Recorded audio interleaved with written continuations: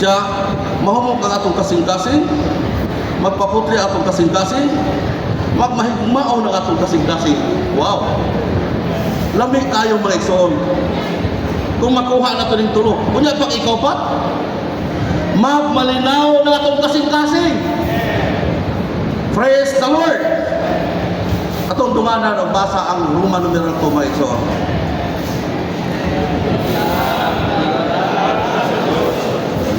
Naagi sa makatubos ng dugo ni Kristo aron makahintang adto niya sa balaod nung pagtubos kundili gibalaan sa ta sa Dios nung pinaagi sa kaugalingon niyang balaan kinaiya aron surupatan niya sa iyang kaugalingon sa organiko niya kaluwasan. Amen. One, sister. A.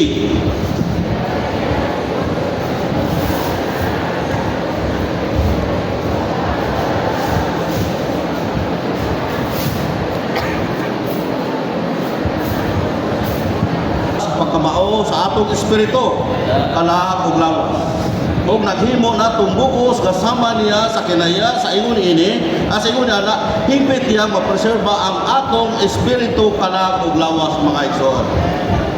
Gusto ko sa Dios nga kanunay tang mapreserba kalahap ug lawas. Mo to gingon ni brother kanina, ang atong espiritu kalahap ug lawas. No? Ang kalag, kung inaada siya sa tunga-tunga. Espiritu, kalag o lawas.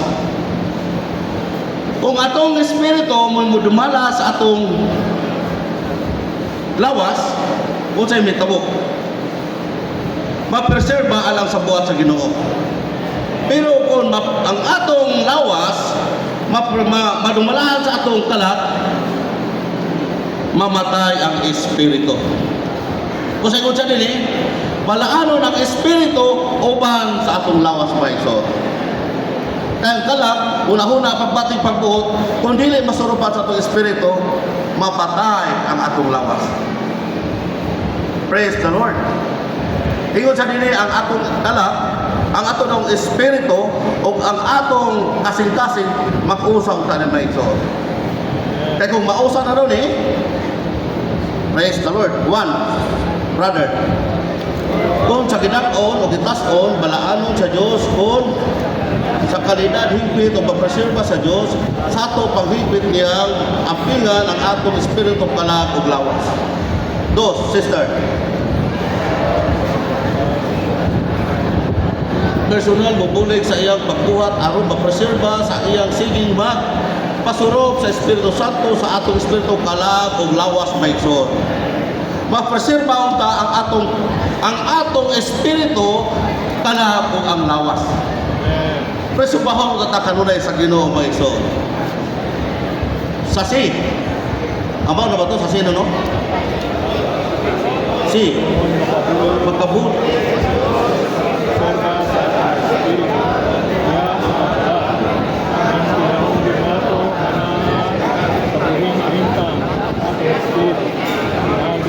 Man sa atong espiritu o preserba sa atong espiritu una sa tanan paggamit man niini aron magpabilin kining buhi o mabira kini gikan sa kamatayon. Praise the Lord. Ang atong espiritu kung magiyahan sa atong kalag, mamatay ang atong espiritu. Apan kung kanusa na itang muniso sa atong espiritu, kanunay tang muniso sa atong espiritu, mabuhay ang atong espiritu magamit na sa aron magamit o preserba kini maigsoon. B. Mubulig, no? Sa to. B. Mubulig ta sa balaang Diyos aron maginahin tagikan sa pagkamatay sa espiritu nga sitwasyon. Ina na maigsoon nga mubulig ta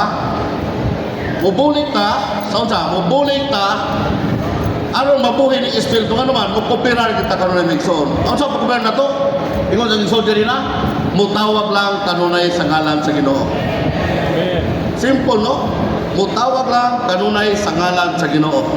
Kung makatawag na gani ingon siya, kung mutawag na sa ngalan sa Ginoo, nga pinagbalik ang napatay na to nga espiritu. Busay ko na igsoon ganina, kung igsoon na gani, kung maundan na panagatigong, mawala ang gugma, dugay na kay makabalik. Nga naman, tuod kay napatay ang espiritu. Kung sa ingon siya, na ang pagbuhi nini, mao gyud ang pagbalik sa espiritu, mao gyud ang pagliso sa espiritu ug magkanunay mutawag sa ngalan sa Ginoo. Naingon ang Ginoo may suon. Ingon siya diri sa Juan 4:24, yun siya, ang Diyos Espiritu ug ang mga musimba niya magsimba gyud diha sa Espiritu ug sa pagkamatinud-ano. Praise the Lord.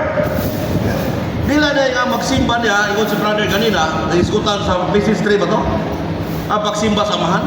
Kinahanglan ang magsimba niya samahan, naagi ka sa imong espiritu. Dili kay magsimba-simba ra kami kung wala ka sa imong espiritu. Kina magsimba sa espiritu, matinud-anon gayon, no? Matinud-anon jud ta nga modul sa pulong ug makikiistorya ngadto sa Ginoo. Mao na pagliso nato sa atong espiritu ngadto sa Dios mga igsoon. Dos, mapreserba ang atong espiritu, ampingan jud nato kini gikan sa tanang makahugaw o makatakot. Praise the Lord. Maigsoon, usbon ako. No?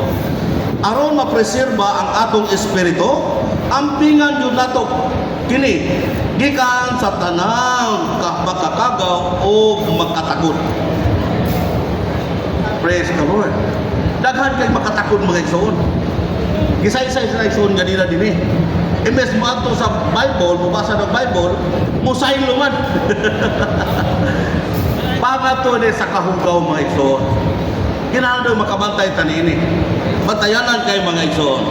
3. Aron mapreserba ang atong espiritu, paningkamot jud ta na makabaton o konsensyang walay pagtuto sa Dios o sa mga tao. Praise the Lord. Mao gyud ay katuyuan sa Ginoo. I-explain na ni kanina, di ba? I-explain na ni kanina nga ang tao nga Kristohanon lahi kay sa uban. Ingon si Brother Aladdin kanina, natingala yang nako unya nga natingala nga dili daw siya pareha. Si Brother Boy po natingala gyapon. Natingala gyapon ba si Brother Boy? Natingala lang gyapon. Kay lahi giday ta maigsoon.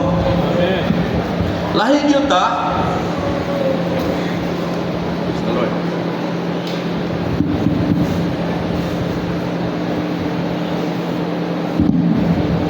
Sorry no. Kinahanglan ta ta maigsoon, no?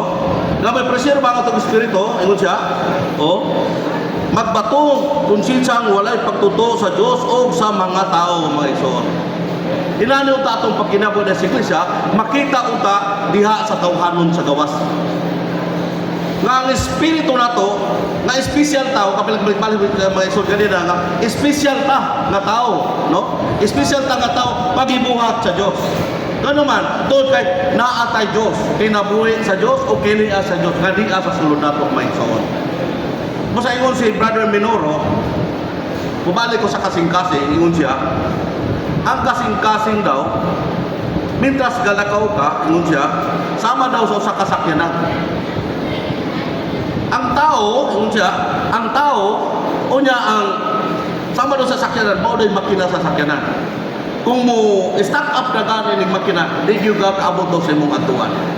Mao po daw ni ang atong kasing-kasing. Kinahanglan yun may batayan yun nato ni atong kasing-kasing. Nga dili ta makapasilok ngadto sa uban. Praise the Lord. Ingon siya sa 4. Aron mapreserba ang atong espiritu, magtagal yun ta sa atong espiritu.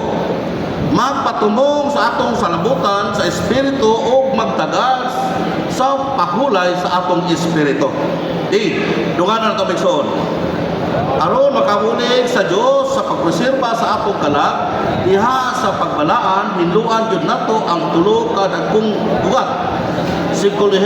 Sikuluhianhon nato kasing-kasing ang mga bahin sa atong kalag. Ang atong hunahuna pagbati o pagbuot mga igsoon. Una, ang atong pagbati o atong pagbuot kinahanglan nga kanunay kang masintro ngadto sa espiritu sa Dios.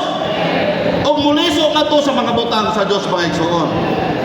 Ingon nagson ganina, kung ang imo kaning una-una mabutang ngadto sa kakawangan, wala nay kwenta ngadto atubangan sa Dios.